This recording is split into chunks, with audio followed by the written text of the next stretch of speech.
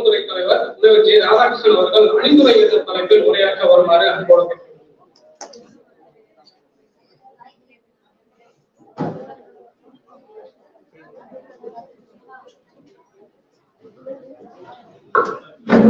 மீண்டும் ஒருமுறை அனைவருக்கும் வணக்கத்தை தெரிவித்துக் கொண்டு இத்தனை நேரம் மிக அமைதியாக குறிப்பிடுத்திக் கொண்டு இருக்கக்கூடிய மனதிலும் இயற்கையிலுமாக குறிப்பிடுத்திக் கொண்டிருக்கக்கூடிய என்னுடைய மாணவ செல்வங்களே, மிக அற்புதமாக தம்பி கணேஷ் அவர்கள் உரை நிகழ்த்தினார்.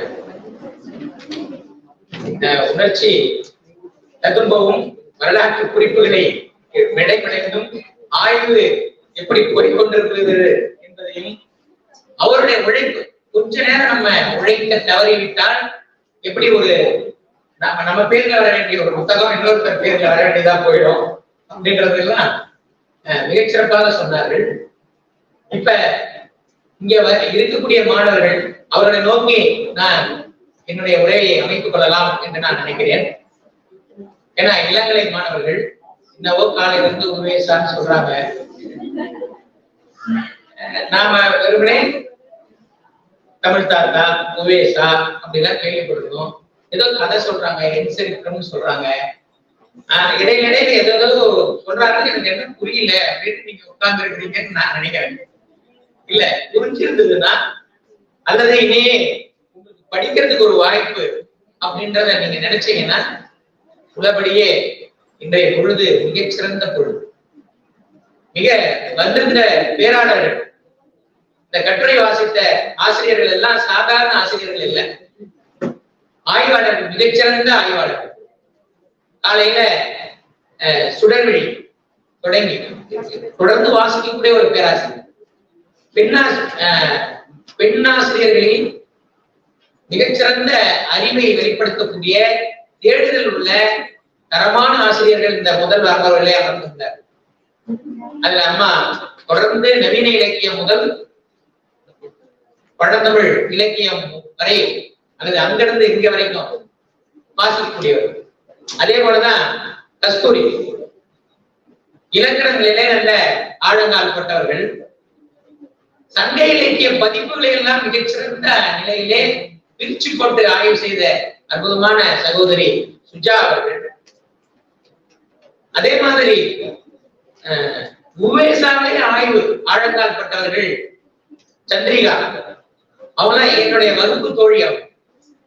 இவங்க ரெண்டு பேரும் எனக்கு ஜூனியர். ஏன்னா அவங்கெல்லாம் உடனிருந்து பார்த்துருக்கோம், அந்த மாதிரியான உழைப்புக்கு சொந்தக்காரர்கள் அவங்க.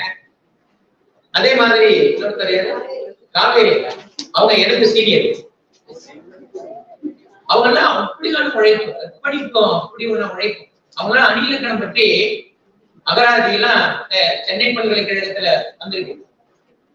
பெரிய அகராதியல் அறிஞர் வா ஜெயதேவன் ஐயா அவர்களோடு இணைந்து சிறந்த பணியாற்றியவர். அப்படிப்பட்ட ஆட்கள் வந்திருக்கிறாங்க. காலையில தொடங்க போது நீங்க தொடர்கழாவில் இருந்த பேராசிரியர் ஐயா ஈஸ்வரியாவும் அவ்வளவு பெரிய மேதைகள். அதே போல இன்றைய பிற்பகல் பொழிவிலும் என்னுடைய இளவலாக இருக்கக்கூடிய இப்ப செம்மொழி தமிழாய்வு இந்திய நிறுவனத்துல பணியாற்றக்கூடிய ஐயா வெங்கடேசன் வர வேண்டியதா இருந்தது, வர முடியல. என்னன்னா இந்த ஒரு பொருத்த கருதி தான் இந்த தொடர்ச்சியை நாங்க வைத்தோம்.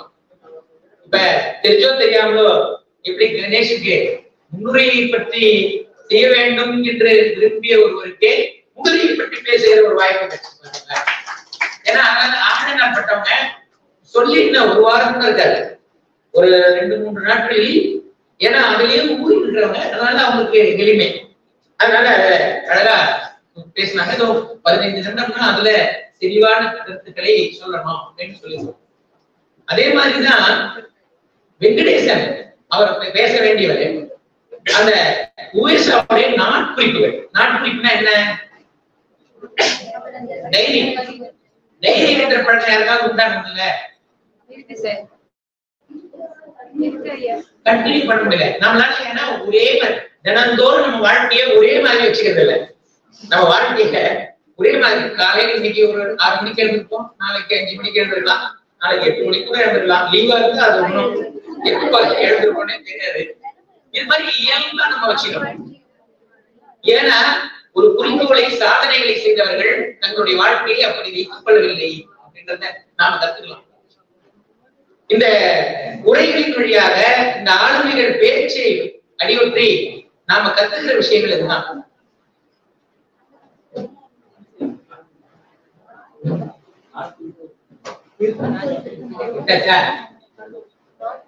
கண்டுபிடிங்க.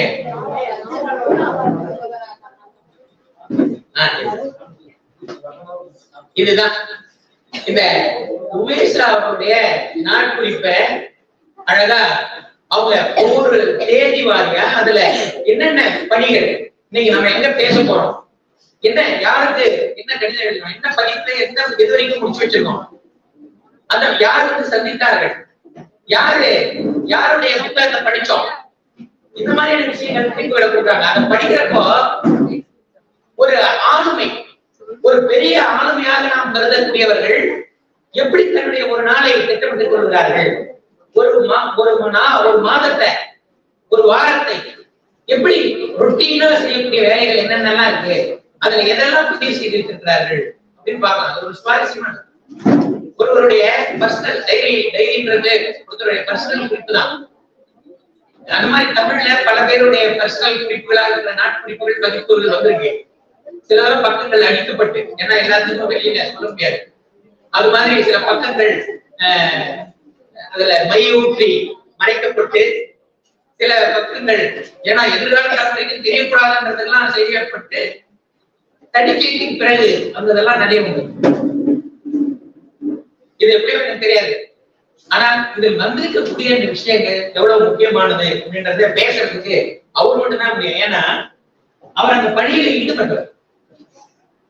அதே மாதிரி கடித கருவூலம் நாளை பற்றி பேசுறது, அதுல நம்ம ஐயா உத்ராடம் ஐயா அவங்க உடைய உட்காந்து இங்கேதான் இந்த இடத்துல இங்க உட்கார்ந்து இருக்கிற அறையில தான் வெங்கடாஜலபதி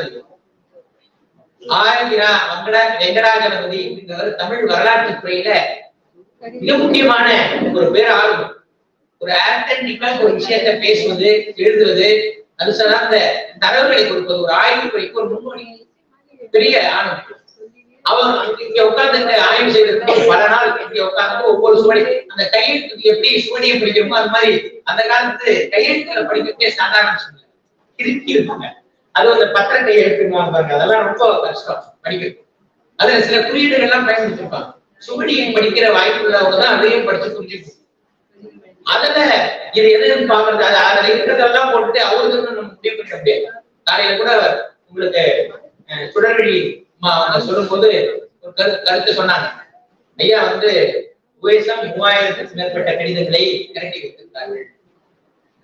அவருக்கு வந்தது நாம எக்ஸ்பேர் பண்றோம். நம்ம சர்டிபிகேட் நம்ம ஒழுங்கா வச்சிருக்கோமா பாருங்க. நாம சின்ன வகுப்புகள் இருந்து வாங்கின புத்தகங்கள் அதை ஒழுங்கா வச்சிருக்கிறோமான்னு பாருங்க. நம்ம எத்தனை நம்ம போன்ற சென்றாண்டு, இப்ப நீங்க 1ஆம் ஆண்டு படிக்கிறீங்கன்னா சென்றாண்டு வாங்கின புத்தகத்தை வச்சிருக்கீங்களா?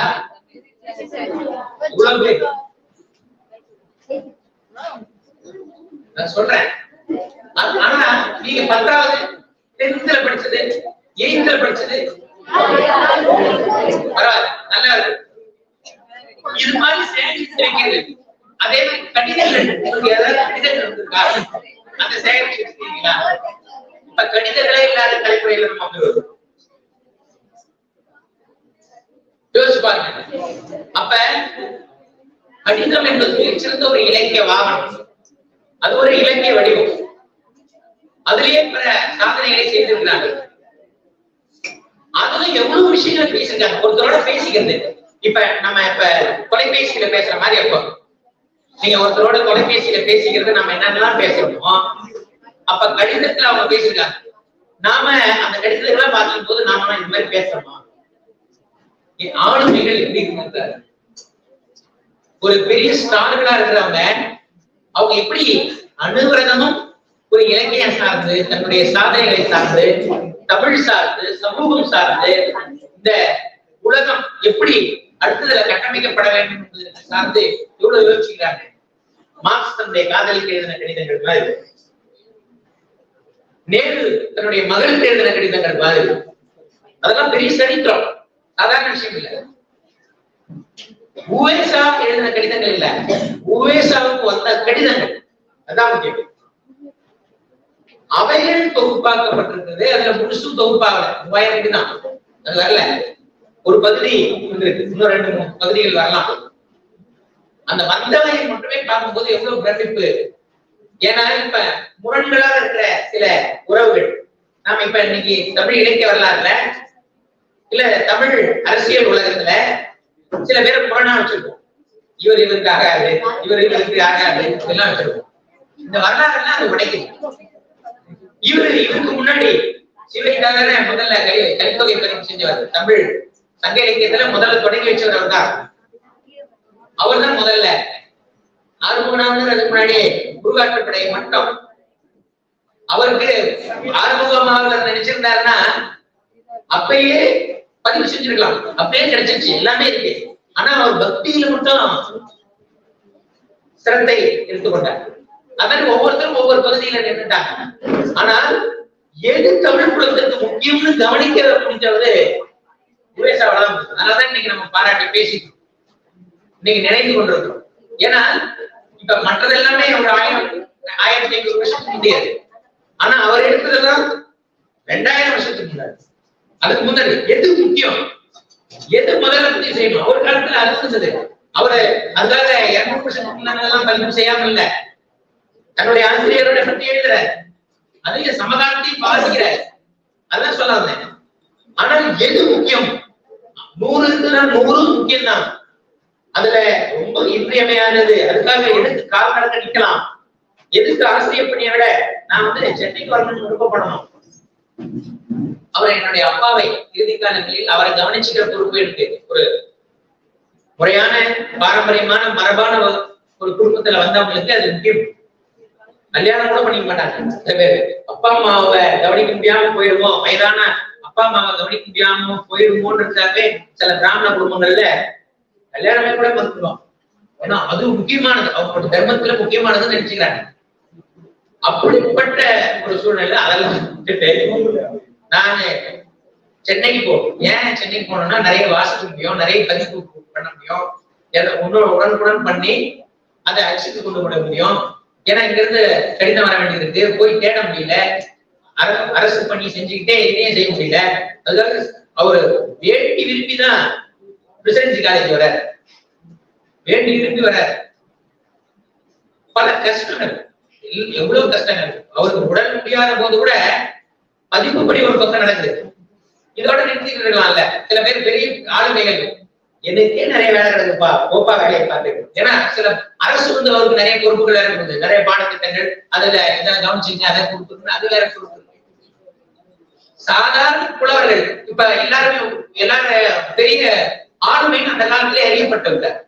தமிழ்னா அத்தாரிட்டி உவேசா அப்படின்ற அறியப்பட்டிருக்கிற சூழ்நிலையினால புதிதாக வந்து சில புலவர்கள் கூட யார் புத்தகத்தை வாங்குறது, ஒரு புத்தகம் அச்சு. அப்ப அச்சு ஊடகம் பிரபலமா இருக்கு.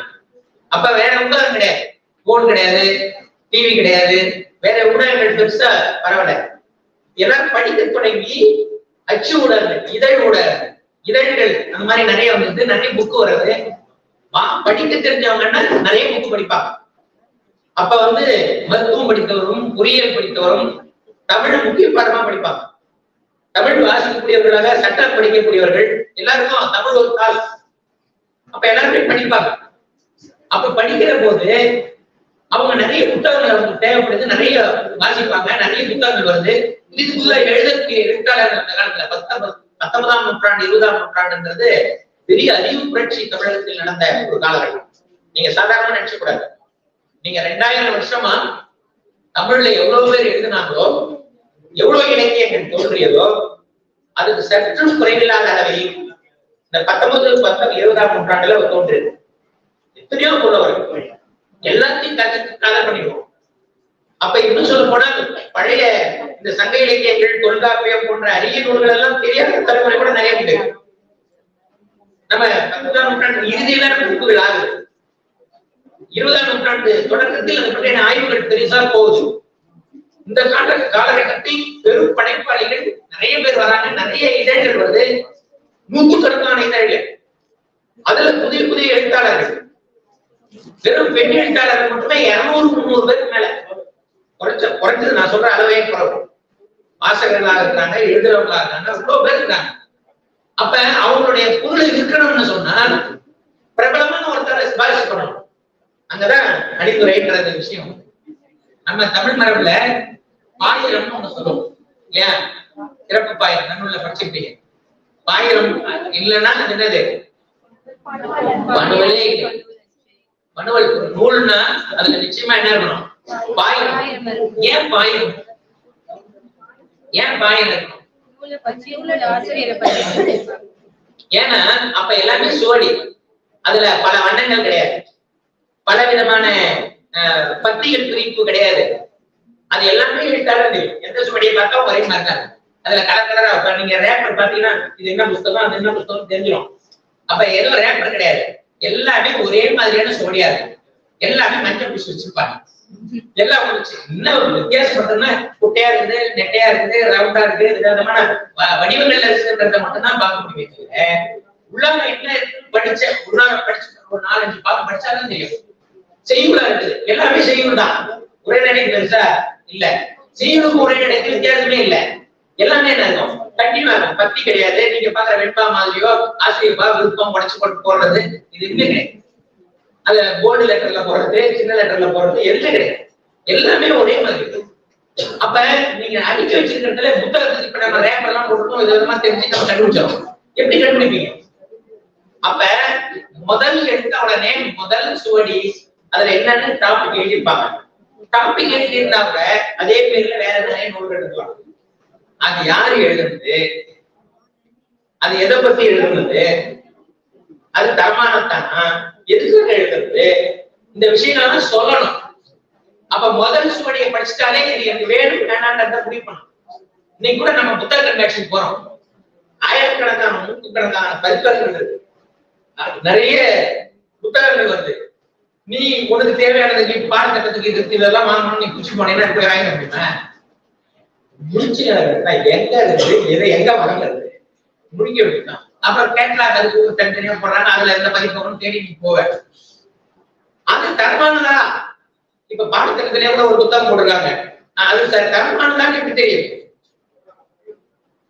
இப்ப இதுதான் அந்த காலத்தில் பாயிரம்ன்றது சரியா அவங்க மாணவர் அல்லது அவரோட உடன் படிச்சவங்க அல்லது அவருக்கு மூத்த ஆசிரியர், அந்த அந்த துறையில் போகிய ஒரு வல்லுநர், அவர் என்ன பண்ணலாம்? பாயிரம் கொடுக்கலாம். இப்ப யார் சொன்னார்? பணம்பாரனார் சொன்னாரு, அவர் பெரிய ஆளு, அவர் சொன்னாரு. அப்படிங்கும் போது அவர் அதை பார்த்து இவரு தெரியப்படும். அப்படிதான் பாயிரம். இல்ல ஒரே ஆசிரியர் பாயிரம் எழுதுவார்.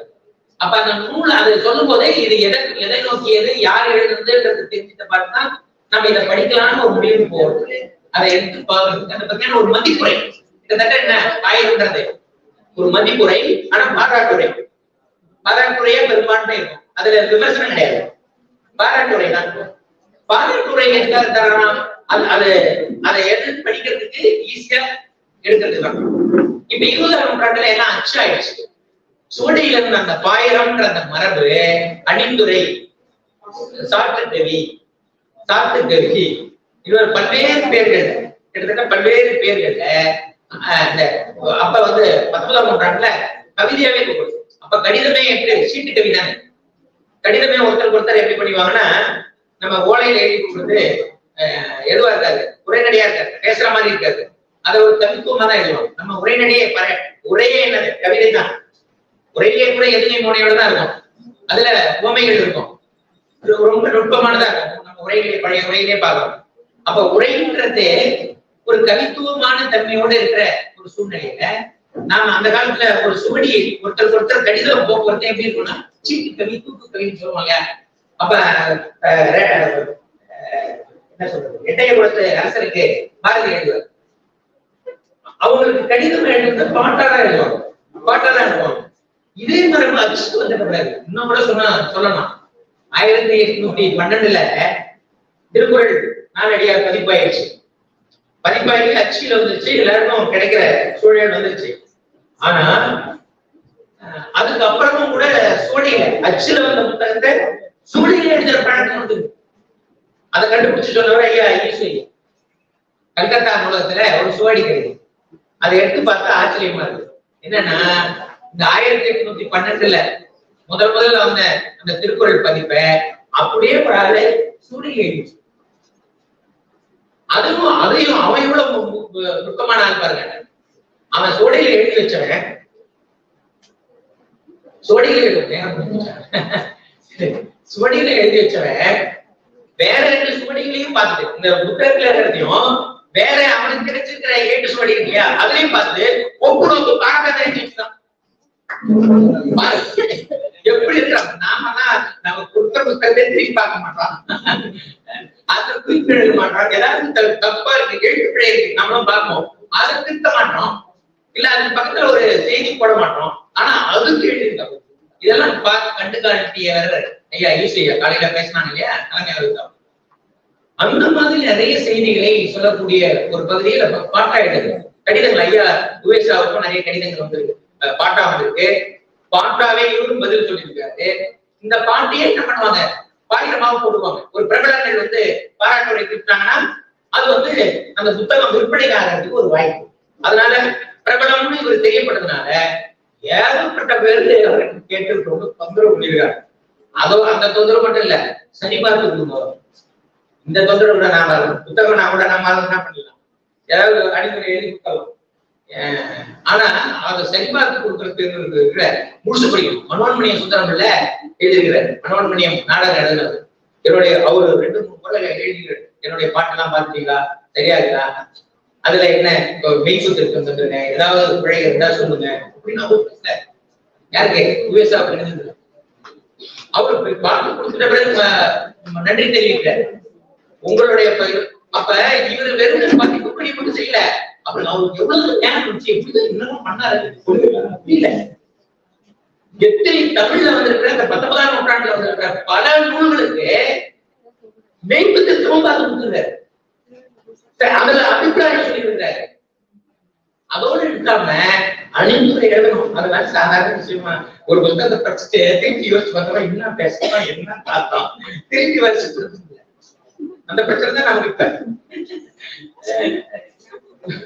அதனால அதை திருப்பி வருஷப்படுத்தி சொல்லவே முடியாத ஒரு பிரச்சனை நமக்கு இருக்கு. ஆனா அவர் எல்லாத்தையும் எழுதியிருக்காரு. அப்படி இல்லைனாலும் அவங்க கேட்கறாங்க, அவங்களை துன்பப்படுத்தாம இது முக்கியமானது பட்டதுக்கு அவர் என்ன பண்ணிருக்கிறாரு, அணிந்துரை கொடுத்திருக்காரு. அவரு புத்த அணிந்துரை எல்லாம் பாத்தீங்கன்னா பக்கம் பக்கமா தன்னுடைய மேதாவிலாசத்தை காட்டுறது இல்ல. நிறைய பேர் அப்படிதான் பண்றாங்க.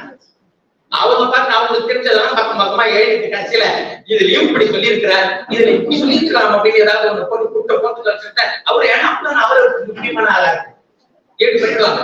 ஆனா சின்னதா ஒரு பத்தி பின்னட்டையில போடுவாங்கல்ல, அந்த மாதிரி சின்ன சின்ன சின்னதா நிறைய பாட்டா கொடுத்துருக்காரு. பாட்டுக்கு எந்த வகையிலும் குறை இல்லாமல் சுருக்கமான குறிப்புகளாக கொடுத்துருக்காரு. அவர் கடிதமா அனுப்பியிருப்பாரு பாருங்க, அந்த கடிதத்தை அவங்க அணிமுறையா போட்டுட்டு இருக்கிறாரு. நிறைய கடித பகுதி தான், கடிதத்தில் சில பகுதிகள் அந்த பகுதிகள் கூட எடுத்து போட்டுருக்காங்க. அந்த அன்புரைகள் தொகுப்பை அந்த தொகுப்பை அற்புதமா தொகுத்து கொடுத்துருக்காரு. பல எப்படி முன்னுரைகள் எல்லாம் தேடி தொகுத்தாரோ அதை விட அங்கேயே ஒரு பணி கிட்டத்தட்ட 100கணக்கான நூல்களில் ஆராய்ந்து எல்லாத்துலயும் இருக்கக்கூடிய அணிந்துரைகள் அந்த சிறப்பு பாயிரங்கள் அவர் சிறப்பு பாயிரமா எழுதி கொடுப்பாருங்க, அந்த எல்லாத்தையும் எடுத்து தொகுத்து அதுல தொகுத்தது மட்டும் இல்லாம ஒரு முன்னாடி அழகான பதிப்பு ஆய்வுரை கொடுத்துருக்கிறாரு. ஏன்னா அவருக்கு மட்டும்தான் முடியும். ஏன்னா கடிதங்களை பார்த்துருக்கிறாரு, இன்னும் வெளிவராத கடிதங்களும் அவருக்கு தெரியும். யாருக்கு, உத்தராடாங்க. அது இல்லாம அந்த நாட்குறிப்புகளை பார்த்துக்கிறாரு. எல்லாமே பார்த்துக்கிற வாய்ப்பு அவருக்கு இருக்கிறதுனால ஈஸியா கடிதங்கள்ல சொல்லப்படுறது அடிப்படை வந்திருக்கா அவர் உண்மையா அதுல கடிதங்களே சொல்லுவார். எழுதுவார்ல, என்ன கடிதம் கேட்டாங்க, யாராரு பாயம் கேட்டாங்க, அதுக்கு இவர் எழுதினாரா, எல்லாத்தையும் ஒன்னா ஒப்பிட்டு நிறைய ஆய்வு விஷயங்கள் எல்லாம் சொல்றாரு. இன்னும் கண்டுபிடிக்க வேண்டியது இருக்குது, உபேசம் எழுதுறது இன்னும் கண்டுபிடிக்க வேண்டியது இருக்கு, நிறைய இருக்கு. ஆனா அவர் பெரிய பிடியல், அதுல மிகப்பெரிய வேலைகளை அவர் செஞ்சிருக்காரு. இப்படி இதையெல்லாம் ஒப்பிட்டு ஒரு ஆய்வுரையை கொடுத்திருக்காரு. அதுவே சிறந்த ஆய்வு. அந்த மாதிரி ஆய்வுரையை செய்திருக்கார். இதுல பல எண்ணங்கள் போடுது. எப்படி இந்த இதை படிக்கும் போது எனக்கு தோன்றது இது மட்டும்தான், எப்படி இந்த மனுஷனால வேலை செய்ய முடிஞ்சிச்சு. இன்னைக்கு நிறைய பேர் எனக்கு நிறைய வேலை டைமே இல்லை அப்படின்னு தான் சொல்லுவோம். படிக்க முடியாது. அவரு யாரையும் பொருட்படுத்தி எல்லாரும் பேசுகிறாரு. அதை விட எனக்கு என்ன வேணும்னா, இந்த அணிந்துரைகள்ல பாதி இதழ்கள் பல்வேறு இதழ்கள், அதுலயும் கூட சில சாதி சார்ந்த இதழ்கள் கூட இருக்கு.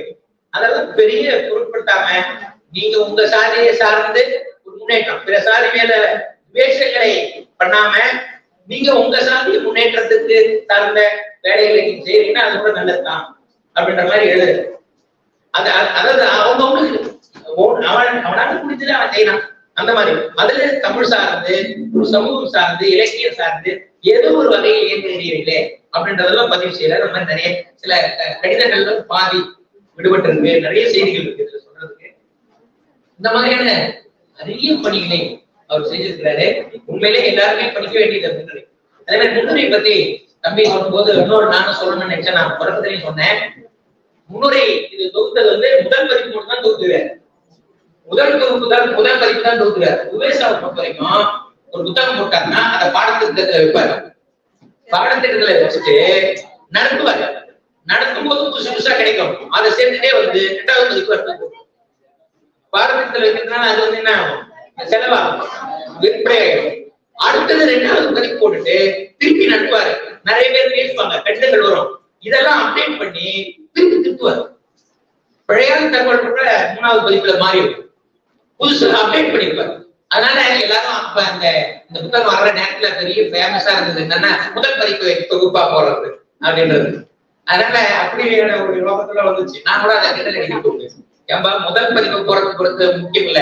யுஎஸ்ஆ கடைசி பதிப்பு என்ன ஆச்சு அவருக்கு இருக்கிற காலத்துல அதை போகணும். அப்பதான் அப்டேட் என்ன ஆச்சுன்னு பாருங்க. திருப்பாதிரி கடம்பகம்னு ஒண்ணு, அத திருப்பாதிரி புலியூர் கடம்பகம் 3 பதிப்பு போட்டுருக்காரு. 3 முன்னுரையும் பாத்தீங்கன்னா நிறைய மாற்றம். சில பாட்டுக்கெல்லாம் எனக்கு பொருள் சொல்ல முடியலன்ற அடுத்த பதிப்புல அதுக்கு பொருள் கிடைக்கும். இது மாதிரி நிறைய விஷயங்கள் அப்டேட் ஆயிருக்கும். அதனால எதிர்காலத்தில் தேடுறதுக்கு நிறைய வழிகள் இருக்கு. அவருடைய வரலாறு மட்டுமல்ல, இந்த கடிதங்கள், நாட்குறிப்புகள், இந்த முன்னுரைகள், அணித்துறைகள் எல்லாத்தையும் நினைச்சு பார்க்கும்போது நிறைய விஷயங்கள் இருக்கு. சில புத்தகங்கள் இதை நம்ம படிக்கலையே நினைக்கிறோம். சில சாஸ்திரங்கள் சம்பந்தமா, இல்ல இலக்கண சம்பந்தமா, சில மொழியியல் சம்பந்தமான அரிய நூல்கள் பேர்லாம் இதுல கிடைக்கும். அந்த புத்தகத்தை பத்தி நம்ம எங்கேயுமே பேசிக்க மாட்டோம், கேட்டுக்க மாட்டோம். இப்ப முன்னுரையா தொகுப்பா வரும்போது ஆகா இப்படி ஒண்ணு இருக்கு, இந்த புத்தகத்தை தேடணும் அப்படின்ற ஒரு வேலையை தோணுது. இதெல்லாம் தேடி அதெல்லாம் மீள் கண்டுபிடிப்பு செய்யப்படுவதற்கு இந்த மாதிரி அணிந்துரை முன்னுரைகள் இருக்கு. இந்த மாதிரியான முன்னுரைகள் முக்கியமானதாக இருக்கிறது அப்படின்றத பார்க்கலாம். இந்த மாதிரியான விஷயங்கள் இதெல்லாம் சேர்த்து செய்ய வேண்டியது ரொம்ப முக்கியமானது. இதெல்லாம் நீங்க செய்யணும். எதிர்காலத்துல இருக்கிறதுக்கு நீங்க இந்த முன்னோர்கள் இந்த பணிகளை, தொகுப்பு பணிகளை எல்லாம் செய்திருக்கக்கூடிய இவர்களுடைய அடித்தளத்தை பின்பற்றி நாம தொடர்ந்து என்ன செய்யணும், இதை ஆய்வுக்கு எடுத்துக்கொண்டால் இந்த 19, 18, 19, 20ஆம் நூற்றாண்டில் இருக்கக்கூடிய ஒரு புலமை மரபை நாம் ஒரு வரிசைப்படுத்திக் கொண்டு தொகுப்பு கொள்வதற்கு மிக உதவியா இருக்கும். அதுக்காக நீங்க எல்லோரும் இந்த சுவடியை படிக்கணும், இந்த அணிந்துரைகளை படிக்க வேண்டும் என்பதற்காக அணிந்துரையிலிருந்து எதையும் நான் சொல்லாமல் என்னுடைய உரையை முடித்துக் கொள்கிறேன். அவர்கள் கிட்டத்தட்ட 87 வயது வரையில் வாழ்ந்திருக்கிறார்கள். அவருடைய காலத்துல 100க்கும் மேற்பட்ட நூல்களை பதிப்பித்திருக்கிறார். கிட்டத்தட்ட 2000 சுவடிகளுக்கு மேல் திரட்டி இருக்கிறார். கொஞ்சம் நெஞ்சம் இல்ல, அதெல்லாம் எவ்வளவு பெரிய விஷயம். கிட்டத்தட்ட 3000 கடிதங்கள் திரட்டியிருக்கிறார். 3500 சொல்றாங்க. இந்த எழுதப்பட்ட கூட எனக்கு கருத்து வேறுபாடு உண்டு. அவரு திரட்டினதா சொல்றாங்க, தேர்த்து வச்சுதா சொல்றாங்க. எனக்கு அதுல சந்தேகம் உண்டு. அவர் திரட்டல, அவருக்கு வேற ஒரு காலகட்டத்தில் இந்த உவேசா நூலகம் உருவான காலகட்டத்தில் அதை யாரோ தொகுத்து கொடுத்துருக்காங்க. நிறைய அவங்க அறிஞர்கள் ஒன்னா சேர்த்து தொகுத்து வந்துருச்சு. அதனாலதான் கடிதங்கள்ல கூட சில தவறுகள், அவர் பெயரால் பதிப்பு வந்ததுல சில தவறுகள் நேர்ந்து இருக்குது. இதெல்லாம் காரணம் என்ன, வேற ஆட்கள் தொகுத்ததெல்லாம் இருக்கு. அதனால நேர்ந்து இதெல்லாம் கவனத்துல எடுத்துக்கொள்ள வேண்டும். அதனால அவர் திரட்டு நம்ம யோசிக்க வேண்டியதில்லை. அதே மாதிரி நாட்குறிப்புகள் கிட்டத்தட்ட 46 வருடத்துக்கு நாட்குறிப்புகள் இருக்கு. அவருடைய நாட்குறிப்புகள் 46 வருஷத்துக்கு இருக்கு. அவர்கிட்ட கிடைச்ச கடிதங்கள்ல பாத்தீங்கன்னா கிட்டத்தட்ட 65 வருஷத்துக்கான கடிதங்கள் இதுதான் அதனுடைய வரலாறு. கிட்டத்தட்ட அவர் முன்னுரை ஒரு 75க்கு மேற்பட்ட முன்னுரைகள், அதுல 2ஆம் பதிப்பு 3ஆம் பதிப்புலாம் சேர்ந்தா இன்னும் கூடுதலா அதை அப்டேட் பண்ணணும். அதே மாதிரி அணிந்துரை கிட்டத்தட்ட 120 புத்தகங்களுக்கு மேல நமக்கு கிடைச்சது. இன்னும் எவ்வளவு இருக்கோ தெரியாது. அணிந்துரைகள் 1000 அப்படியே கிடைக்கக்கூடியது. அதே மாதிரி கட்டுரைகள் கிட்டத்தட்ட 200க்கு மேற்பட்ட 275 அப்படின்னு கணக்கு சொல்றாங்க. 318 சொன்னாங்க. நிறைய அணிந்துரைகள் எல்லாம் ஒரு கட்டுரையா நடத்தணும்னா இன்னும் எங்கேயோ போகும். சிறப்பு பாயிரங்கள் ஒரு 100க்கு மேல. அந்த கடிதங்கள்ல பாட்டா வந்தது அதெல்லாம் துவக்கலாம். அவரை பற்றி வந்திருக்கிற பாடல்கள் எல்லாம் துவக்கலாம். எவ்வளவு இன்னும் எவ்வளவு அதெல்லாமே ஒரு சரித்திரம் தான். அதே மாதிரி அவருடைய கட்டுரை நூல்கள், குறிப்பிடத்தக்க கட்டுரை நூல்கள், இசை சார்ந்து கலை சார்ந்து அவர் எழுதியிருக்கக்கூடிய விஷயங்கள். சரித்திரம் சரித்திரம்னா எப்படி நம்ம சரித்திர நாவல்னு சொல்லுவோம்ல, அதெல்லாம் சரித்திர நாவல் கிடையாது. பிரபஞ்சன் சொல்லுவார், மல்லிகன் சொல்லுவார், பாலகிருஷ்ணன் நாயுடு எழுதின தானாயின் கோட்டை தான் முதல் சரித்திர நாவல்னு சில காரணங்களை வச்சு சொல்லுவார். அது மாதிரி சரித்திர நூல்னா எப்படி இருக்கணும் அப்படின்றதுக்கு ஒரு நிறைய சரித்திர நூல்கள் இருக்கலாம். அதுக்கு இதுதான் அப்படி ஒரு ஆத்தன்டிக்கான ஒரு உதாரணம் என்று சொல்வதற்கு போல அமையக்கூடியவை யுஎஸ்ஆ அவருடைய சரித்திர நூல்கள். இந்த மாதிரியான விஷயங்கள் எல்லாம் நம்ம சொல்லிட்டோம்னா ஒரு கிட்டத்தட்ட ஒரு 3 நூற்றாண்டுடைய ஒரு வரலாற்றை, அதனுடைய புலமை மரபை மிகச்சிறப்பாக நாம் தொகுத்து கொள்ள முடியும். அற்புதமாக இந்த படிகளை எல்லாம் முன்னெடுத்துக் கொண்டிருக்கக்கூடிய, அதாவது அந்த காலத்தில் தமிழ்நாடு அரசின் பாடநூல் திட்டத்தினுடைய இணை இயக்குநராக இருந்து சிறக்க பணியாற்றிக் கொண்டிருக்கக்கூடிய நம்ம பல அரிய நூல்களை எல்லாம் பிஓடி மெத்தட் என்று சொல்லக்கூடிய நவீன மெத்தட் மூலமாக எல்லாவற்றையும் இந்த தமிழ் ஜனங்களுக்கு கொண்டு சேர்க்க வேண்டும் என்ற மிக அரிய பணிகளை மிகச் சிறப்பாக சிறிய மேலையிலே செய்து கொண்டிருக்கக்கூடிய ஐயா சரவணன், அண்ணன் சரவணன் அவர்கள் வருகை தந்திருக்கிறார்கள். அவர்களை வருக என்று வரவேற்கிறோம்.